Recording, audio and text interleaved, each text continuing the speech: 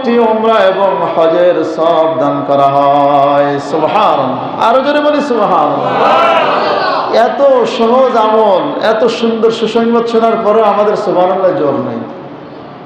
প্রিয় ভাইরা আমার, ইশরাকের নামাজ পড়ার পর তো শর্ত কি, যে ফজরের নামাজ জামাতের সহিত পড়তে হবে। আমরা কয়জন আছি এখানে আজকে ফজরের নামাজ জামাতের সহিত পড়েছি? আবার এমন অনেক হতভাগা আছে তো নামাজই পড়েনি, আছে না নাই? অথচ জুমার নামাজে হাজির হয়েছি। তাহলে জুমার নামাজ যেমন ফরজ, ফজরের নামাজ ফরজ হওয়ার ব্যাপারে কি জুমার চাইতে একটু কম? কি বলেন? কোনো দিক দিয়ে কম নাকি? ফরজ বিধান হওয়ার ক্ষেত্রে, ফরজ আইন হওয়ার ক্ষেত্রে তো কোনো পার্থক্য নাই জুমা আর ফজরের মধ্যে। অথচ আমরা জুমার নামাজে ঠিকই হাজির হই, ঈদের নামাজে ঠিকই হাজির হই, কিন্তু ফজরের নামাজে আমাদের খোঁজ পাওয়া যায় না। বিনা ওজরে, কোনো ওজর ছাড়া আমরা ঘুমিয়ে কাটিয়ে দিচ্ছি। আমাদের ওজর হলো ঘুম। কি বলেন? চোখ খুলতে পারি না, ঘুম থেকে উঠতে পারি না। তোমাকে কে নিষেধ করছে ঘুম থেকে উঠতে? আমাদের অভ্যাস হলো আমরা ঘুমাবো ওই পশ্চিমাদের আদর্শ অনুযায়ী। আমরা ঘুমাবো 11টা, 12টা, 1টা, 2টা। অনেকে তো আজান দিলে ঘুমায়, টিভি দেখে, গেমস খেলে ইত্যাদি করে আজান হয়েছে এখন একটু ঘুমাই। এই যে 12টা, 1টার পরে ঘুমালে ওই ব্যক্তি ফজরে উঠতে পারবে? কি বলেন? এমনি তো অসম্ভব হয়ে যায়। তাহলে এই ওজরটা আমি নিজের জন্য নিজে বানিয়ে নিয়েছি, নিজের জন্য নিজে লাজম করে নিয়েছি। এটা তো কোনো ওজরই হতে পারে না। শরীয়ী ওজর যদি থাকে, আপনি অসুস্থ থাকেন, উঠতে পারেন না, বা উঠতে পারলেও আসতে পারেন না, সেটা ভিন্ন কথা। আল্লাহ তাআলা ছাড় দিয়েছেন। অসুস্থ ব্যক্তির প্রতি আল্লাহ তাআলা চাপিয়ে দেন না কোনো জিনিস। আল্লাহ তাআলা তো বলেন, লা ইউকাল্লিফুল্লাহু নাফসান ইল্লা উসআহা। রব্বুল আলামিন কোনো মানুষের প্রতি তার সাধ্যের বাইরে কোনো জিনিস চাপিয়ে দেন না। এটা আল্লাহ তাআলার সুন্নাত, আল্লাহ তাআলার নীতি। যত বিধান আল্লাহ তাআলা আমাদেরকে দিয়েছেন, আমাদের কাছে কিছু বিধান কঠিন মনে হলেও এটা আমাদের সাধ্যের বাইরে নয়। শুধুমাত্র হিম্মতের প্রয়োজন। আমরা হিম্মত করি না, সাহস করি না, অথবা অলসতার কারণে আমরা আল্লাহর বিধান পালনে এই ত্রুটিগুলো করে থাকি। প্রিয় ভাইরা আমার, তো শর্ত হলো প্রথমে ফজরের নামাজ জামাতের সহিত পড়তে হবে। জামাতের সহিত পড়ার পর মসজিদে বসে থাকতে হবে। যেখানেই নামাজ পড়েছেন সেখানে বসাটা আবশ্যক নয়। ফুকাহায়ে কেরাম তারা ফতোয়া দিয়েছেন যে পুরো মসজিদটাই একটা মজলিসের অন্তর্ভুক্ত। অতএব আপনি যদি ফজরের নামাজ পড়ে মসজিদ থেকে বের না হন, এবং এই সময়ের মধ্যে গল্পগুজব নয়, অনর্থক সময় নষ্ট না করে আপনি যদি আল্লাহর জিকির করেন, তিলাওয়াত করেন, তাসবিহ পড়েন, এলমি বিষয়ে এলেম শিখেন, এলমে আলোচনা করেন, মোটামুটি দিনই বিষয়ে যখন আপনি থাকবেন, এরপরে সূর্য উদিত হলো, নিষিদ্ধ সময় শেষ হলো, আল্লাহর দরবারে 2 রাকাত নফল নামাজের নিয়তে, নফলের নিয়তে 2 রাকাত সালাতুল ইশরাক নামাজ পড়েন। নবীজির কথা অনুযায়ী, ওয়াদা অনুযায়ী ওই ব্যক্তিকে একটি কবুল হজ, কবুল উমরার সওয়াব দান করা হবে। সুবহানাল্লাহ। এক্ষেত্রে আরেকটি মাসালা আমরা জেনে নিই, সেটা হলো ইশরাকের নামাজ পড়লে, এটা নফল পড়লে এমনি একটা সওয়াব আছে। আর যদি যেই নিয়মে বললাম, এই নিয়মে যদি কোনো ব্যক্তি মসজিদে এইভাবে পড়তে পারে, তাহলে হজ এবং উমরার সওয়াবও পাওয়া যাবে। কিন্তু কোনো ব্যক্তি যদি বের হয়ে যায়, মসজিদ থেকে বের হয়ে যায় কোনো কারণে, যে কোনো কারণ হতে পারে, বের হয়ে যাওয়ার পরে যদি বাসায় গিয়ে যদি পড়ে, তাহলে সে ইশরাকের সওয়াব পাবে, কিন্তু হজ উমরার সওয়াব পাবে না। কথা বুঝে আসছে? মাসালা ক্লিয়ার তো? যে যদি বাইরে গিয়ে পড়লে সওয়াব আছে, ইশরাক পড়ার, নফল নামাজ পড়ার সওয়াব আছে, কিন্তু হজ উমরার যে আলাদা এই যে এক্সট্রা যে সওয়াবটা, এটা পাওয়া যাবে না বাসায় গিয়ে পড়লে। কিন্তু মসজিদে যেই নিয়মে বললাম, এই নিয়মে পড়লে হজ এবং উমরার সওয়াব সহ ইশরাকের সওয়াবও পাওয়া যাবে। আরেকটা হাদিসের মধ্যে আছে যে এই 2 রাকাতের সহিত আরও 2 রাকাত নামাজ যদি কোনো ব্যক্তি পড়ে, হাদিসের মধ্যে এরকম আছে যে যেই ব্যক্তি দিনের শুরুতে 2 রাকাত নামাজ পড়লো, আল্লাহ রাব্বুল আলামিন তার সারা দিনের জিম্মাদারি নিয়ে নেন। সুবহানাল্লাহ। আপনি তাহলে 2 রাকাত ইশরাক পড়লেন, 2 রাকাত আর 2 রাকাত নফল নামাজ পড়লেন, এরকমভাবে যদি আপনি দৈনিক 4 রাকাত নামাজ পড়তে পারেন, যখন সকালে পড়লেন, সারাদিনের আপনাকে চালানোর জিম্মাদারি কে নেবেন? আল্লাহ। আপনার কোনো টেনশন নেই, আপনি শুধু হালালভাবে চলার চেষ্টা করবেন, আল্লাহ তাআলা আপনাকে সহজ করে দেবেন। কে বলেছে যে পারি না হুজুর, পারি না, চেষ্টা করি, কত ছাড়তে পারি না? আপনি এই নিয়মে চলেন না, দেখেন না আপনার যত বদ অভ্যাস আছে সব ছাড়ার জন্য আল্লাহ তাআলা আপনাকে সাহায্য করেন। সুবহানাল্লাহ বলেন। তাহলে 2 নম্বর আমল হলো যে হজ উমরায় না গিয়েও হজ উমরার সওয়াব পাওয়া যাবে, পূর্ণ সওয়াব পাওয়া যাবে। তবে এটা হতে হবে কি ইখলাসের সহিত আল্লাহকে সন্তুষ্ট করার জন্য। আরেকটি হাদিসের মধ্যে এসেছে যে মসজিদে কুবা মদিনায় অবস্থিত, মদিনা মসজিদ থেকে একটু দূরে, কয়েক কিলোমিটার দূরে, সেখানে গিয়ে যদি কোনো ব্যক্তি নামাজ পড়ে, 2 রাকাত নামাজ পড়লে আল্লাহ তাআলা তাকে একটি কবুল উমরার সওয়াব দান করেন। সুবহানাল্লাহ। তো ওটা তো দেশে বসে হবে না, ওটা যখন আমরা উমরা করতে যাব তখন সেই উমরা করার সময় বা হজ করার সময় হলো এই এক্সট্রা সওয়াব পাওয়ার জন্য অবশ্যই মসজিদে কুবা, যেটা ইসলামের ইতিহাসে নবীজি সাল্লাল্লাহু আলাইহি সাল্লামের হাতে গড়া সর্বপ্রথম মসজিদ, মক্কা থেকে হিজরত করে নবীজি সাল্লাল্লাহু আলাইহি সাল্লাম এই কুবা নামক স্থানে এসে প্রথম মসজিদ নির্মাণ করেন, এখানে তিনি জুমার নামাজ আদায় করেন। সুবহানাল্লাহ। এই মসজিদে যদি কোনো ব্যক্তি 2 রাকাত নামাজ পড়ে, রব্বুল আলামিন তাকে একটি কবুল উমরার সওয়াব দান করবেন। নবীজি সাল্লাল্লাহু আলাইহি সাল্লাম এই ব্যাপারে বলেন, মান তাতাহহারা বাইতান সুম্মা আতা মসজিদ কুবা ফাআজরুহু কাআজরি উমরাতিন। নবীজি বলেন, যখন কোনো ব্যক্তি নিজের ঘর থেকে পবিত্র অবস্থায় বের হয়, মসজিদে কুবায় আগমন করে, এরপরে 2 রাকাত নামাজ পড়ে, সুম্মা সাল্লা সালাতান কানাত লাহু আজরু উমরাতিন। যখন ওই ব্যক্তি কিছু নামাজ পড়লো, 2 রাকাত নামাজ আদায় করলো, 2 রাকাতের নিচে তো আর নামাজ হয় না, 2 রাকাত নামাজ পড়লো, নবীজি বলেন তার এই 2 রাকাত নামাজের বদৌলতে একটি কবুল উমরার সওয়াব দান করা হবে। সুবহানাল্লাহ। মদিনায় তো আর হজ উমরা করা যায় না, কি বলেন? হজের কার্যক্রম, উমরার কার্যক্রম সব মক্কায়, কাবা শরীফকে কেন্দ্র করে এবং মক্কার কিছু স্থানকে কেন্দ্র করে। মদিনায় হজ উমরার কোনো সম্পর্ক নেই। তো এই জন্য মদিনায় গেছেন আপনি, এখন সুযোগে এই সুযোগটা নিতে পারেন। মসজিদে কুবায় 2 রাকাত নামাজ পড়লেন, হেঁটে গেলে 10 মিনিট লাগে বা 15 মিনিট লাগে মসজিদে নববীর পাশ থেকে। তো সেখানে গিয়ে যদি 2 রাকাত নামাজ পড়া যায়, একটি কবুল উমরার সওয়াব পাওয়া যায়। তো এখানে মদিনাবাসী যারা আছে তাদের জন্য একটা সুবর্ণ সুযোগ। আর আমরা যদি যাই কখনো, এই জন্য আপনাদেরকে বলি যে আপনারা টাকা পয়সা জমায়া ওখানে যান, সফর করলে এদিক সেদিক ট্যুর না দিয়ে মদিনায় সফর করেন, মক্কায় সফর করেন, তাতে দুনিয়ারও লাভ হবে, আখিরাতেরও লাভ হবে। হাদিসের মধ্যে এই ফজিলত আমরা শুনিয়েছি যে হজ উমরা করলে সম্পদ কমে না, বরং আল্লাহ তাআলা বাড়ায় দেন। তাবিউ বাইনাল হজ্জি ওয়াল উমরাতি ফাইন্নাহুমা ইয়ানফিয়ানিল ফাকরা ওয়াজ যুনুব। তোমরা হজ উমরা করো, কেননা হজ উমরা মানুষের দরিদ্রতা দূর করে দেয়, তার গুনাহগুলো মিটিয়ে দেয়। কিভাবে? কামা ইয়ানফিল কিরু খাবাসায যাহাবি ওয়াল ফিদ্দাতি ওয়াল হাদিদি। যেমনিভাবে হাফড়ের মাধ্যমে স্বর্ণ, রূপা এবং লোহার জং দূর করে চকচকে করে দেওয়া হয়, ঠিক তেমনিভাবে হজ উমরা করলে আল্লাহ তাআলা তার দরিদ্রতা পরিপূর্ণরূপে দূর করে দেন, তার গুনাহসমূহ মিটিয়ে দেন। জোরে বলেন সুবহানাল্লাহ। তাহলে আমরা যদি মনে করি হজ করব, উমরা করবে, এতগুলো টাকা রেখে দিলে তো, ব্যাংকে রাখলে তো প্রত্যেক মাসে 10,000 করে পাওয়া যাবে না, এরকম চিন্তা করলে হবে? কি বলেন? সুদ খাওয়া জায়েজ আছে? সুদের বিষয় তো প্রায়ই বলি ভাই, প্রায়ই বলি আপনাদেরকে। এই জন্য আপনাদেরও শুনতে শুনতে অভ্যাস হয়ে গেছে, এই জন্য আমলে আসে না, কিন্তু আমলে আনার দরকার। কি বলেন ভাই? আপনাদেরকে সুদখোর বলছি না, আবার মনে করেন না হুজুর আমাদের সবাই সুদখোর বলে দিল না। যে খায় তার লাগবে, কি বলেন? কোরআনের কথা, এটা যে অন্যায় করবে তার গায়ে লাগবে, এটা স্বাভাবিক। তো ওরকম কার লাগবে এগুলো চিন্তা করলে কি কোরআন শোনা, কোরআন বোঝা সম্ভব হবে? মাসালা সঠিকটা বুঝতে হবে, সঠিকটা শুনতে হবে। মাসালা বললে নাকি সমালোচনা শুরু হয়ে যায়, কি আশ্চর্য। গতকালকে একটা মাসালা বলেছিলাম, মনে আছে? যে কুরবানির কোনো অংশ দিয়ে পারিশ্রমিক দেওয়া যাবে না। আবারও বলছি, আজকে কুরবানির কোনো অংশ দিয়ে পারিশ্রমিক দেওয়া যাবে না। এটা নাকি অনেকের লেগে যায়, অনেকে এটা মেনে নিতে পারছে না। এটা কি সম্ভব নাকি?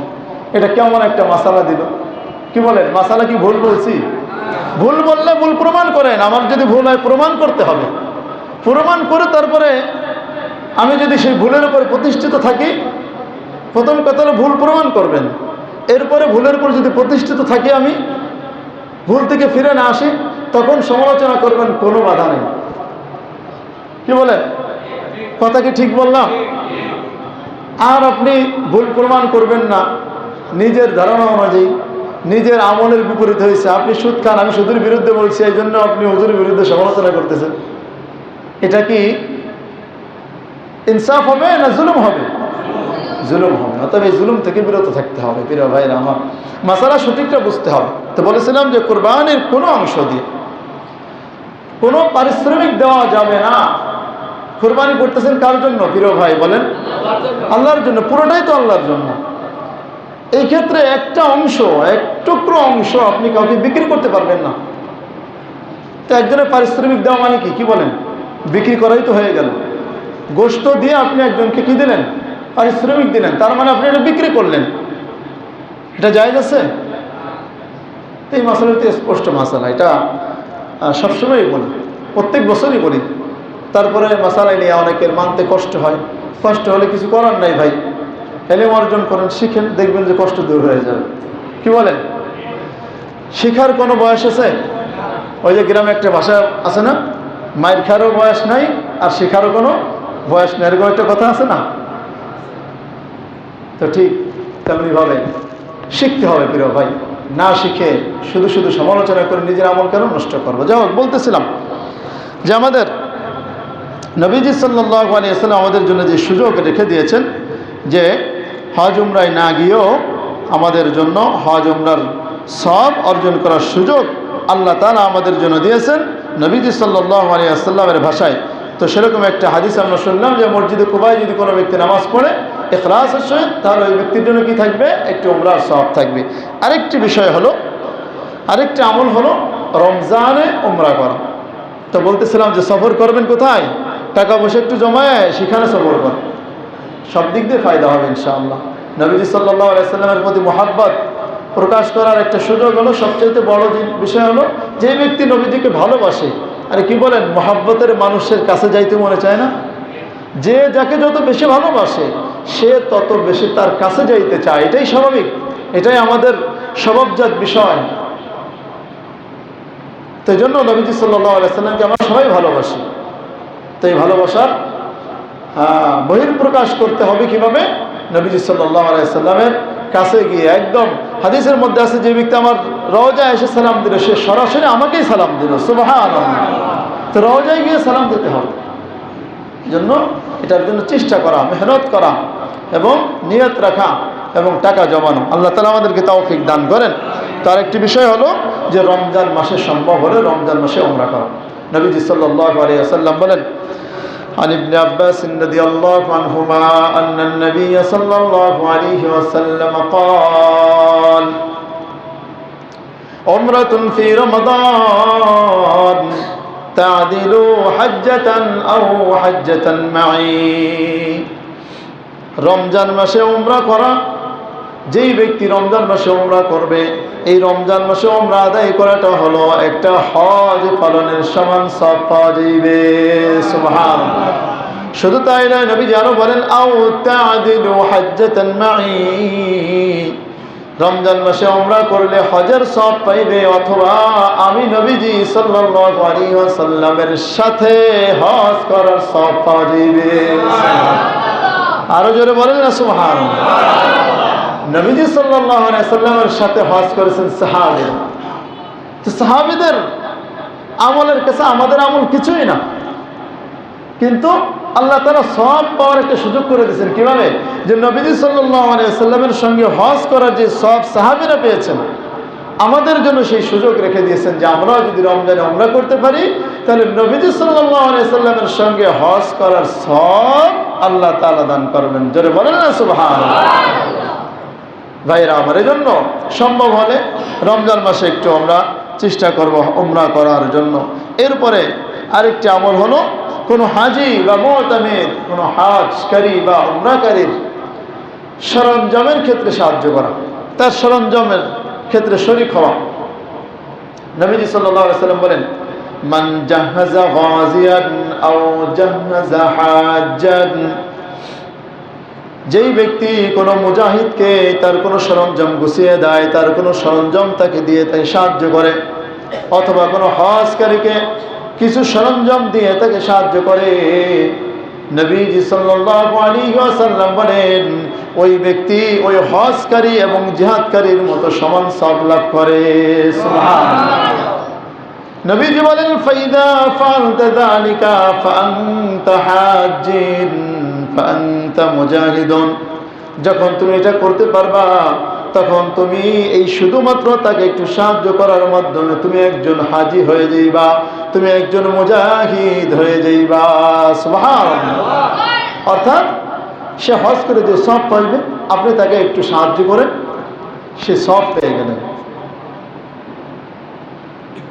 এমনকি নবীজি শেষে বলেন যে ওই হজকারী বা জিহাদকারীর আমল থেকে একটুও কমানো হবে না, এক বিন্দু পরিমাণ সওয়াবও কমানো হবে না, বরং আপনি সাহায্য করেছেন, আপনাকে সমান সওয়াব দেওয়া হবে। এই জন্য যারা ফরজ হজ আদায় করে ফেলেছেন, উমরা করেছেন, বারবারও অনেকে করে, তারপরেও যদি সুযোগ হয়, অনেক মানুষ আশা আকাঙ্ক্ষায় থাকে, এমন মানুষদেরকে আপনি কিছু সাহায্য করলেন, যে ভাই তোমাকে টাকা দিলাম, তুমি হজ করে আসো, তুমি উমরা করে আসো। এতে করে হবে কি, আপনি না গিয়েও শুধুমাত্র সাহায্য করার দ্বারা একজনকে তার ফরজ হজ বা একটা উমরা আদায় করার সুযোগ করে দিলেন, আরেকটা হলো এই আদায় করার সওয়াব আপনিও পেয়ে গেলেন। সুবহানাল্লাহ। তাহলে হজ উমরায় না গিয়েও হজ উমরা করার একটি সওয়াবের একটা আমল আমরা জানতে পারলাম। আরেকটি আমল হলো ইলম অর্জনের জন্য মসজিদে গমন। কিসের জন্য? ইলম অর্জনের জন্য। কিসের জন্য? না গল্প করার জন্য, গীবত করার জন্য, সমালোচনা করার জন্য? আমরা তো এই জন্যই আসি মসজিদে। মসজিদে এসে শুধু গল্প করি, উচ্চ আওয়াজে গল্প করি। কেন রে ভাই? আপনি কথা বলেন, অসুবিধা নাই, দুনিয়াবি কথা বলা একদমই নিষেধ নয়, একদমই হারাম নয়। আপনি আসবেন, একজন ভাইয়ের সঙ্গে কুশল বিনিময় করবেন। আর এটাই তো 5 ওয়াক্ত নামাজ মসজিদে জামাতের সহিত পড়ার ফায়দা সমূহের মধ্য থেকে অন্যতম একটি ফায়দা হলো যে মসজিদে আসবে, মুসলমান আরেক মুসলমানের সঙ্গে দেখা হবে, কুশল বিনিময় হবে, হাল হাকিকত জানা যাবে, কে অসুস্থ থাকলো, কে কোন অবস্থায় থাকলো, সব কিছু জানা যাবে। এগুলো জেনে সমাজে সুন্দরভাবে সমাজটাও পরিচালনা করা যাবে, একজন আরেকজনের খোঁজখবর রাখা যাবে। তো জামাতে নামাজ পড়ার ফায়দা সমূহের মধ্য থেকে অন্যতম একটি ফায়দা হলো এই কুশল বিনিময় করা, মানুষের হাল হাকিকত জানা। তো এটা আপনি করতে পারেন মসজিদে এসেও, যে আসসালামু আলাইকুম রহমতুল্লাহ, কেমন আছেন ভাই, কেমন আছেন, কি অবস্থা, বাস দু একটা কথা বলে শেষ। এখন আপনি যদি গাল গপ্প শুরু করে দেন, কি বলেন, বড় বড় গল্প করা যাবে? উচ্চ আওয়াজে গল্প করে এমন অবস্থা বিরক্ত লাগে। পাশে যারা থাকে, অনেকে তাসবিহ পড়তে থাকে, তাসবিহ পড়ার মধ্যে, ইবাদতের মধ্যে অনেকে কোরআন তেলাওয়াত করতে থাকে, অনেকে নামাজ পড়তে থাকে। তো এতে করে হয় কি, আপনি কথা বললেন, আপনার মাধ্যমে আরেকজনের আমলে ব্যাঘাত ঘটলো। আর হাদিসের মধ্যে আছে যে আপনি অন্য একজনের ইবাদতে ব্যাঘাত ঘটিয়ে কোরআন তিলাওয়াত জায়েজ নেই। বুঝে আসছে বিষয়টা? অন্য একজনের আমলে ব্যাঘাত ঘটিয়ে কোনো ধরনের দ্বীনি কাজ করাও জায়েজ নেই। তো অন্য সকলের মানে ক্ষতি না হওয়াটা নিশ্চিত করে আপনি যে কোনো আমল করবেন, কোনো অসুবিধা নেই। এজন্য গল্প গুজব থেকে আল্লাহ তাআলা আমাদেরকে হেফাজত করেন, বলেন না আমিন। নবীজি সাল্লাল্লাহু আলাইহি সাল্লাম বলেন, মান গাদা ইলাল মসজিদি লা ইউরিদু ইল্লা আন ইয়াতাআল্লামাহু আও ইউআল্লিমাহু শাইআ কানা লাহু উজুরুল হাজ। যখন কোনো ব্যক্তি মসজিদে আসলো শুধুমাত্র এই উদ্দেশ্যেই যে সে সেখান থেকে ইলম শিখবে অথবা কাউকে শিখাবে, নবীজি সাল্লাল্লাহু আলাইহি ওয়াসাল্লাম বলেন ওই ব্যক্তির আমলনামায় হজ করার সওয়াব দান করা হয়। সুবহানাল্লাহ। আরেক হাদিসের মধ্যে আছে ওই ব্যক্তি যেই ব্যক্তি মান রাহা ইলাল মসজিদি লিয়াতাআল্লামাল ইলমা, যে ইলম শিখার জন্য যে ব্যক্তি মসজিদে গমন করে, ওই ব্যক্তি কেমন যেন ফাহুয়া ফি সাবিলিল্লাহ, সে আল্লাহর রাস্তায় জিহাদকারীর মধ্যে থাকে। সুবহানাল্লাহ। ওই ব্যক্তিকে মুজাহিদের সঙ্গে তুলনা করা হয়েছে। এই জন্য মসজিদে আসবে, এলেম শিক্ষা করবো। প্রিয় ভাই, আমাদের তো এখন মাদ্রাসা যাওয়ার সময় নেই, মাদ্রাসা যাওয়া সম্ভব হয় না, কিন্তু দেখা যায় যে আপনাদেরকে শেখানোর জন্য পা ধরেও পাই না। আমার মনে হয় পা যদি বাস্তবে ধরতামও, তাও মনে হয় সাট্টান দিয়ে চলে যেত, এমন অবস্থা আর কি। দুইটা একটা সূরা পড়াই, মস্ক করাই, সালাম ফেরানোর পরে সেটাও আমরা শিখতে রাজি নই। আরে কত বুদ্ধিমান আছে, হতভাগা বলবো না, বুদ্ধিমান লোক আছে। আরে একটা সূরা পড়তে কয় মিনিট লাগে? 2 থেকে 3 মিনিট বা 5 মিনিটই লাগলো। ওই 5টা মিনিটও তাসবি বন্ধ করি না। আরে তাসবি পড়লে সব আছে, কি বলেন, সব আছে না নাই? কিন্তু এই যে একটা কোরআনের যে দর্শ, এটা তো আপনি এই সময় চলে গেলে আর পাইতেছেন না। তাসবি তো এর পরে পড়তে পারতেছেন, কি বলেন? তাসবি পরে পড়া যায় না 5 মিনিট পরে? তা আমরা কি করি, একটু ইমাম সাহেব একটু শিখাই, একটু দরদ নিয়ে শিখাইতেছে। ইমাম সাহেবকে কেউ চাপও দেয়নি এই বিষয়ে, শুধু নিজের থেকে আগ্রহ করে পড়ানো শুরু করছে। কিন্তু দেখা যায় যে আমরা এখানে বসে থেকেও পড়বো না, ভাবটাউন পড়বো না, সুবহানাল্লাহ সুবহানাল্লাহ এই শুরু করতে থাকি, বারান্দায় গিয়ে বসে থাকে। রাগ করতেছেন? আপনার আমার মুসল্লিরা একজন ইমামের কাছে ছাত্রের মতো, একজন ইমাম শিক্ষকের মানজিলায়। তো এইগুলো যদি আপনাদের চোখে আঙ্গুল দিয়ে দেখিয়ে না দিই, দেখিয়ে দেবে কে আপনাদেরকে বলেন? দেখিয়ে দেওয়ার লোক আছে বর্তমানে? কেউ দেখাই দিবে? তো এরপরে রাগ করবেন? আমরা কি করে মসজিদে বারান্দায় গিয়ে বসে থাকি, আমরা নিজের ব্যক্তিগত আমল করতে থাকি। করেন, অসুবিধা নাই, 2টা মিনিট একটু সাথে ঠোঁটে ঠোঁট মিলাইয়া, জবান মিলাইয়া আপনি একটু কোরআন তিলাওয়াত করেন না।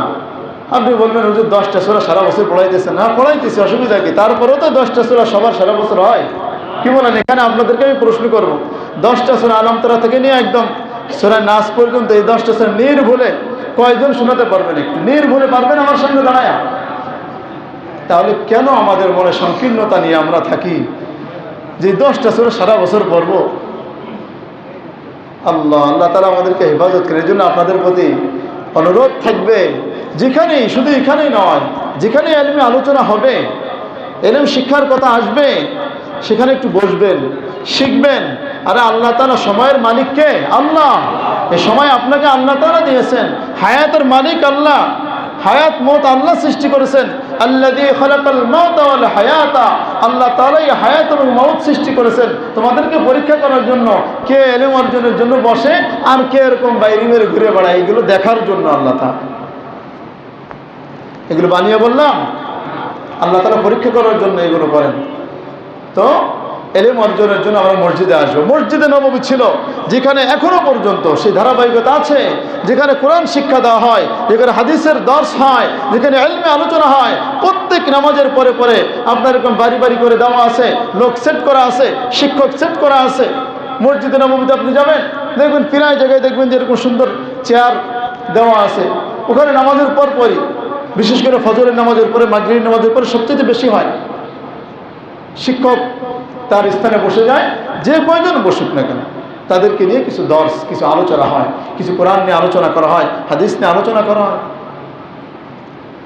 আল্লাহ, এই জন্য ভাইরা আমার, মসজিদে আমরা আসবো ইলম অর্জনের জন্য, ইলম শিক্ষার জন্য, দিনই বিষয় আমরা শিক্ষা অর্জনের জন্য, দিন শেখার জন্য। অন্য কোনো দুনিয়াবি কোনো কাজ আমরা না করার চেষ্টা করব। বিশেষ করে গল্প গুজব, গীবত তো আরও ভয়াবহ বিষয়। আমরা গীবত করবো না প্রিয় ভাইরা। আর মসজিদের মতো জায়গায় গীবত করে তো এমনি অনেক নিকৃষ্ট কাজ, তারপরেও যদি হয়, সেটা যদি হয় মসজিদের মধ্যে, এর চেয়ে জঘন্য কাজ আর কি হতে পারে প্রিয় ভাইরা আমার।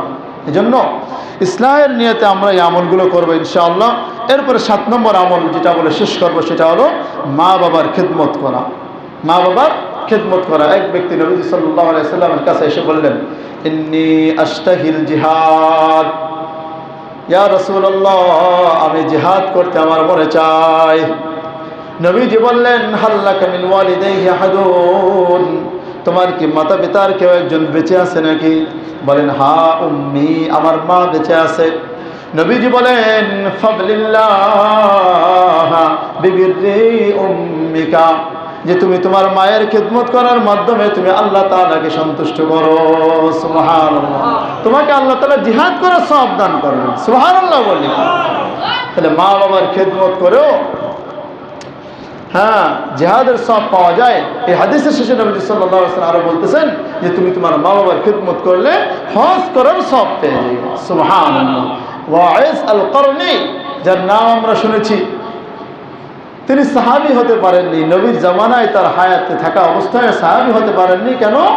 তিনি তার মায়ের খিদমতে তিনি রত ছিলেন। নবীজি সাল্লাল্লাহু আলাইহি ওয়াসাল্লামের কাছে চিঠি পাঠিয়েছেন, ইয়া রাসূলুল্লাহ, আমার মাকে রেখে আমি আসতে পারছি না, আপনার সাক্ষাতে আমি ধন্য হতে পারছি না। নবীজি বললেন তুমি তোমার মায়ের খিদমতে বহাল থাকো। সুবহানাল্লাহ বলেন।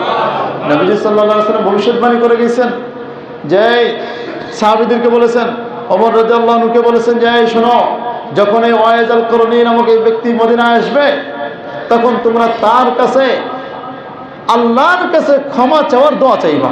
সুবহানাল্লাহ বলে। সাহাবী হযরত ওমর রাদিয়াল্লাহু খলিফাতুল মুসলিমিন দ্বিতীয় খলিফা, তাকে বলতেছেন যে তুমি তার কাছে দোয়া চাইবা। সে কিন্তু সাহাবী না। ওমর রাদিয়াল্লাহু আনহু জামানায় ওয়াইজ আল করনি তিনি এসেছেন। নবীজি সাল্লাল্লাহু আলাইহি ওয়াসাল্লাম বর্ণনা যে সব কিছু মিলে যায় তার চেহারার সঙ্গে। যখন মিলে গেল তখন বলল তুমি আমাদের জন্য ইস্তিগফারের দোয়া করো আল্লাহ তাআলার কাছে। আল্লাহু আকবার বলি।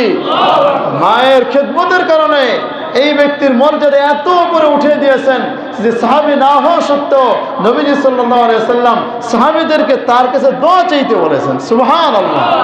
ওয়াইজ আল করনির ব্যাপারে আরেকটি কথা সমাজে প্রসিদ্ধ আছে, যে নবীর মুহাব্বতে তিনি শুনেছেন যে নবীজি সাল্লাল্লাহু আলাইহি ওয়াসাল্লামের উহুদের ময়দানে তার দান মুবারক শহীদ হয়ে গেছে।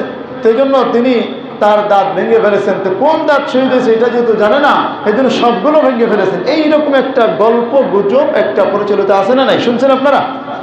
এমনকি বিভিন্ন বয়াতিরাও এগুলো বলে, এই যে বিভিন্ন রাস্তাঘাটে ক্যানভাস করতে গিয়েও, তাবিজ বেচতে গিয়ে এগুলো বলে। এগুলো সম্পূর্ণ ভুয়া এবং একটা গুজব এবং মিথ্যা বানোয়াট কাহিনী। এমনটি হয়নি কোনোদিন। বুঝে আসছে বিষয়টা?